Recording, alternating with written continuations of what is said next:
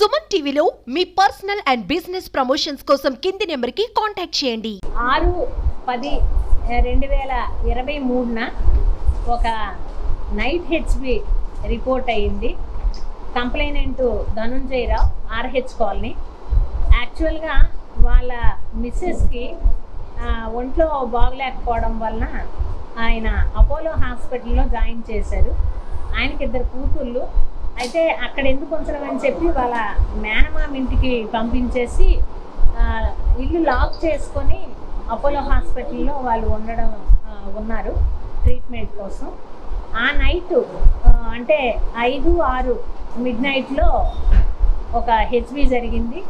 So ఇమీడియట్గా పక్కింట్లో అంటే ఎవరైతే వాళ్ళ సిస్టర్ ఉన్నారో వాళ్ళు ఇంటిమేట్ చేయడంతో వచ్చి చూసుకున్నారు. ఇమీడియట్గా 112 కాల్ చేస్తే మా పోలీసులు వెళ్ళి కేసు రిజిస్టర్ చేయడం జరిగింది. అప్పటి నుంచి కూడా అసలు చాలా ఎఫర్ట్స్ పెట్టాము. నేను జనవరిలో జాయిన్ అయ్యాను. ఆ రోజు నుంచి ఎవ్రీ 10 డేస్కి కేసు ప్రోగ్రెస్ అయితే మాత్రం కంటిన్యూస్గా అడుగుతూనే ఉండేదాన్ని. ఆ గ్రేవ్ కేసు తాలూకా రిజల్ట్ ఏం చేశారు, ఏం చేస్తున్నారు, అసలు మీ సిఐ అయితేనేంటి, మీరైతేనేంటి, ఏం చేస్తున్నారని ప్రతి మీటింగ్లో కూడా నేను అడిగేదాన్ని. అయితే అప్పట్లో మేము చూచుకొండ సాయి అనేసి ఒక అక్యూజ్ని పట్టుకోవడం జరిగింది. సేమ్ ఆర్హెచ్ కాలనీలోనే వాళ్ళ ఇంటి పక్కనే వాడి రెసిడెన్స్ కూడా. వీడే కంపల్సరిగా చేశాడు అని మేము అనుమానించడం జరిగింది. చాలా రోజులు ఆ తాలూకా ప్రవర్తనని, తర్వాత వాడు ఏమైనా ఖర్చు చేస్తున్నాడా, లగ్జూరియస్గా లైఫ్ ఏమైనా లీడ్ చేస్తున్నాడా, లేకుంటే ఏం చేస్తున్నాడని అబ్జర్వేషన్ కూడా పెట్టడం జరిగింది. ఫస్ట్లో అయితే వాడే అనేసి ఒప్పుకొని మళ్ళీ డినై చేశాడు, నేను కాదు అనేసి. అసలు జరిగిన ప్యాటర్న్ అంతా కూడా రియల్గా జరిగినట్టుగా చెప్పాడు. నిజమేనేమో వీడేనేమో అని ఇంకా మాకు అనుమానం అయితే బలపడిపోయింది. అయినా వాడు డినై చేయడంతో నేను అన్నాను, వద్దు, అంటే చాలాసార్లు డినై చేస్తున్నాడు కాబట్టి ఇంకొక యాంగిల్లో మీరు ఆలోచించండి అని చాలా రకాలుగా చెప్పాను. అయితే అదృష్టవశాత్తు ఒక ఇన్ఫర్మేషన్ రావడంతో మనము ప్రొసీడ్ అయితే అదే ఆర్హెచ్ కాలనీకి చెందినటువంటి ఒక 3 వ్యక్తులు ఈ హెచ్బి చేసినట్టుగా మనకి ఇన్ఫర్మేషన్ వచ్చింది. ఇమీడియట్గా ఒకరిని క్యాచ్ చేయడం జరిగింది. కోరాడ కరుణ్ కుమారు, 19 years. ఇతను నియర్ బాబా కాలేజ్ దగ్గర అతని రెసిడెన్స్. సో అతన్ని క్యాచ్ చేస్తే మొత్తం అంతా కూడా ఎక్కడెక్కడ కొదవ పెట్టారు, కొంత వాళ్ళ దగ్గర కూడా రికవరీ చేయడం జరిగింది. సో చూడండి, అది అయితే 18 తులాస్ గోల్డ్ మొత్తం ఇంటాక్ట్గా రికవరీ చేయడం జరిగింది. అది మిగిలిన 2 అంటే ఇతన్ని మాత్రమే అరెస్ట్ చేశాము. ఇంకొక 2 కూడా అప్స్టాండింగ్లో ఉన్నారు. వాళ్ళని కూడా పట్టుకొని ఇంకొకటి ఏదో స్టెప్ గోల్స్ ఏదో ఇందులో మిస్ అయిందనేసి అంటున్నారు. అది కూడా మేము రికవరీ చేస్తామనేసి మీ ముందు చెప్తున్నాము. అయితే నేను ఒకటి చెప్తున్నాను ఏంటంటే, కంప్లైనెంట్స్ చాలా వరకు ఎగ్జాగరేట్ చేసి చెప్పేస్తున్నారు. ఈయన ఎఫ్ఐఆర్లో అయితే నియర్లీ ఎఫ్ఐఆర్లో 38 తులాస్ అన్నట్టుగా చెప్పారు. అంటే మేము కొంచెం ఆ ఫొటోస్ అవి చూసినప్పుడు అంచనా మేము వేసేస్తాం కదా, ఎన్నో సంవత్సరాలుగా చూస్తున్నాము, అవి ఎన్ని తులాలు ఉండొచ్చు ఏంటి అన్నది. దాన్ని బట్టి కడితే కొంతమంది ఒప్పుకోరు, మావన్నీ తులాలు, ఇన్ని తులాలు అనేసి. ఒక్కొక్కరైతే పుస్తుల తాడు 10 తులాలు ఇచ్చిన వ్యక్తులు కూడా ఉన్నారు. ఒక పుస్తుల తాడే అంతెందుకు ఉంటుంది 10 తులాలు. దాన్ని బట్టించి కాబట్టి కంప్లైనెంట్స్ కూడా ఎగ్జాక్ట్గా పోయిన అది ఇవ్వడం నేర్చుకోవాలి. లేకుంటే వాళ్ళ మీద కూడా కేసులు పెట్టే అధికారం ఉంది, తప్పుగా కానీ ఇన్ఫర్మేషన్ ఇస్తే. సో అదొకటి చెప్పాలనుకుంటున్నాము. తర్వాత ఏంటంటే, మేము కూడా ఇప్పుడు ఒక వ్యక్తి మీద అట్లా బేస్ చేయకుండా ఆల్ యాంగిల్స్లో చూసుకోవాలి. మనం అనుమానిస్తాము, కానీ కొన్ని సందర్భాల్లో మన యొక్క సస్పిషన్ అనేటటువంటిది డౌట్ఫుల్గా ఉండే సందర్భాల్లో వేరే యాంగిల్లో చూసి కరెక్ట్ వ్యక్తి మీద పెట్టాలి. ఇప్పుడు మేము వాళ్ళ మీద అప్పుడు దొరికిన అఫెండర్ మీద కానీ ఏదో రాంగ్గా పెట్టేస్తే చాలా లాస్ అయ్యి ఉండేవాళ్ళు. ఇంకా దాని మీద మేము ఇంట్రెస్ట్ చూపించాం కదా, కేసు ఒకసారి పెట్టేశామని అంటే. కాబట్టి ఇందులో అయితే మాత్రం మా ఎస్ఐ, సిఐ అండ్ ఏసీపీ గారు చాలా చక్కగా వర్క్ చేశారు. అట్లాంటి అంటే రాంగ్గా వెళ్ళకుండా ఎవరో ఎక్యూజ్ని పెట్టేసి కేసు క్లోజ్ చేసాము అనిపించుకోకుండా కరెక్ట్ పర్సన్ని మేము క్యాచ్ చేసాము. అందుకు మనకి ఈ రకమైనటువంటి రికవరీ వచ్చింది ఇంటాక్ట్గా. చూడండి, చాలా అసలు గోల్డ్ అతను కంప్లైనెంట్ అంటున్నారు స్వార్జితము, అంటే చాలా కష్టపడి నేను పుట్టిన నుంచి కూడబెట్టుకొని సంపాదించుకున్నది నాకు దొరికింది, చాలా సంతోషంగా ఫీల్ అయ్యారు. సిపి సార్ దగ్గరికి కూడా వెళ్ళారు రీసెంట్గా, ఒక 2 months బ్యాక్. 2 months కాదు, సార్ వచ్చిన వెంటనే 15 days 20 days. నేను ఇంకా ఇది రాగానే సిపి సార్ నన్ను అడిగారు, ఇట్లా 395 అంటే నాకు అదే చాలా వరకు గుర్తుండిపోతాయి. ఏ కేసు అయినా సరే, ఏ వివరాలైనా, అది ఎక్కడ జరిగింది ఏంటి మొత్తం అంతా.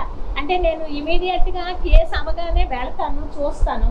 చూసిన తర్వాత అలా మైండ్లో ఫిక్స్ అయిపోతుంది, ఏంటి ఎలా చేశారు, ఎలా చేసి ఉండొచ్చు అన్నది. వీళ్ళు ఏం చేశారంటే తప్పు, బయట తాళం కప్ప చాలా వీక్ది, అది ఇలాగ అనగానే మనమైనా గట్టిగా లాగేస్తే వచ్చేసే తాళం కప్పేశారు. ఇంట్లోనే తాళాలు అన్నీ కూడా ఆ కబోర్డు పైన పెట్టేశారు. అదేమో చక్కగా బెడ్రూమ్ది తీశాడు. అందులోనే ఆ తాళాల గుర్తులోనే బీరువా తాళం కూడా ఉంది. మరి వాళ్ళు ఎందుకో అబ్జర్వ్ చేయలేదు, బీరువాని మాత్రం చితగొట్టేశారు. లోపల మళ్ళీ లాకర్ తాళం మాత్రం మళ్ళీ ఈ తాళాల గుర్తుతోటే ఓపెన్ చేసి తీశారు.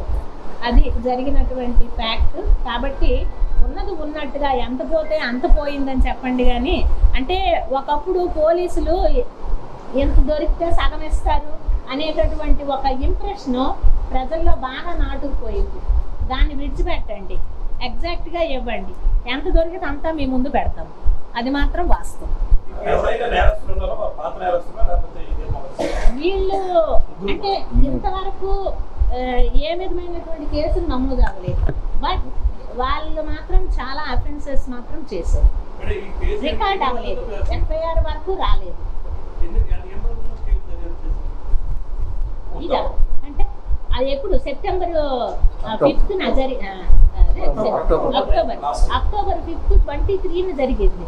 Nearly 11 months.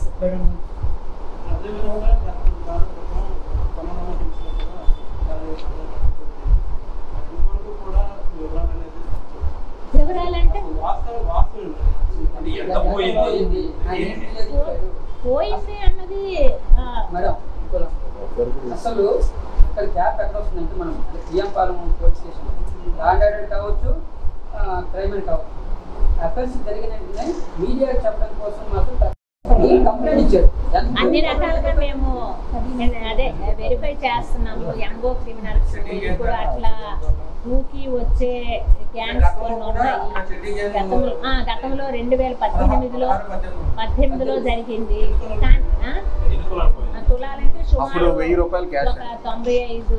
అప్పుడా ఇప్పుడా 95 తులాలు వరకు 1000 గ్రాములు 20 lakhs cash.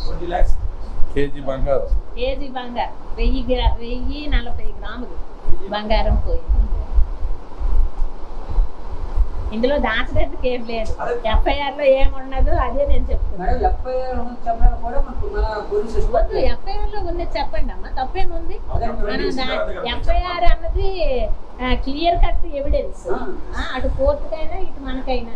ఎఫ్ఐఆర్ లో ఏం రాస్తుంది చెప్పండి. దానిలో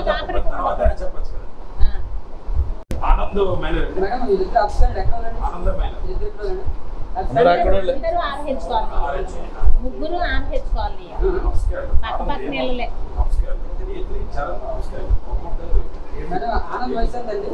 ఆనంద్ 24 సంవత్సరాలు, కరుణ్ కుమార్కి 19 సంవత్సరాలు, చరణ్ 17. కంపల్సరిగా ప్రతి ఇంటి వాళ్ళు సీసీ కెమెరాలు పెట్టుకోవాలి. అది అందులో కానీ పడ్డారు అని అంటే కంపల్సరిగా ఇప్పుడేంటి ప్రతిదీ కూడా ఈ సాక్షి యాప్లో అప్లోడ్ చేసేయాలి ఇమీడియట్గా. ఆ వీడియో కూడా అప్లోడ్ చేసేయడం జరుగుతుంది. కాబట్టి అది ఒక మంచి ఎవిడెన్స్గా మనకి ఎట్టి పరిస్థితుల్లో కూడా ఎక్విటల్ అవ్వకుండా ఉండడానికి అది ఒక మంచి ఆధారము. ప్రతి ఒక్కరూ సెల్ ఫోన్ యూజ్ చేస్తున్నాము, అదేవిధంగా ప్రతి ఇంటికి ఒక కెమెరా ఉండాలి. దట్టు అది రోడ్డు ఫేసింగ్లో ఉండాలి. ఒక వీధి ఉన్నది అంటే వీధిలో వాళ్ళందరూ కూడా కలిసి ఒక కమిటీగా ఏర్పడి బోత్ సైడ్స్, అటు రైట్ నుంచి వచ్చినా ఇటు లెఫ్ట్ నుంచి వచ్చినా ఎక్యూజ్డ్ పడేటట్లుగా మనం అమర్చుకోవాలి. అండ్ ఇంకొక మెయిన్ పాయింట్ ఏంటంటే కెమెరాస్ ఉంటున్నాయి కాబట్టి కానీ చాలా వరకు 80% వరకు పనిచేయట్లేదు. ఒక్కసారి ఎవరైతే ఓనర్స్ ఉన్నారో చెక్ చేసుకోండి. అక్కడ మనకి పనోరమలో జరిగినటువంటి బ్యాడ్ థింగ్ ఏంటంటే వాళ్ళ ఇంట్లో 10 కెమెరాలు ఉన్నాయి, ఒక్కటి పనిచేయట్లేదు. అది పరిస్థితి.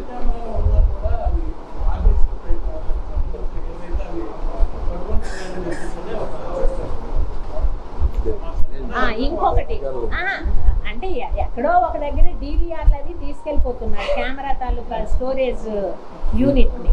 అయితే ప్రతిదీ టెక్నాలజీ డెవలప్ అవుతుంది, అప్డేట్ అవుతుంది. DVR కాకుండా NVRని పెట్టుకోవాలి. NVR ఉంటే అది క్లౌడ్లో స్టోర్ అవుతుంది. ఎప్పుడైనా సరే మనము క్లౌడ్ ద్వారా మళ్ళీ మనము రిట్రీవ్ చేసుకోవడానికి అవకాశం ఉంటుంది. సో ఎంతోమంది ఇప్పుడు హిల్స్లో గేటెడ్ కమ్యూనిటీస్లో ఉన్నారు అంటే రిచ్ పర్సన్స్, ప్రాపర్టీ వైజ్గా వాళ్ళంతా కూడా చాలా వెల్ ఎస్టాబ్లిష్డ్ కమ్యూనిటీస్. కాబట్టి వాళ్ళందరూ ఎఫర్ట్ చేయగలరు.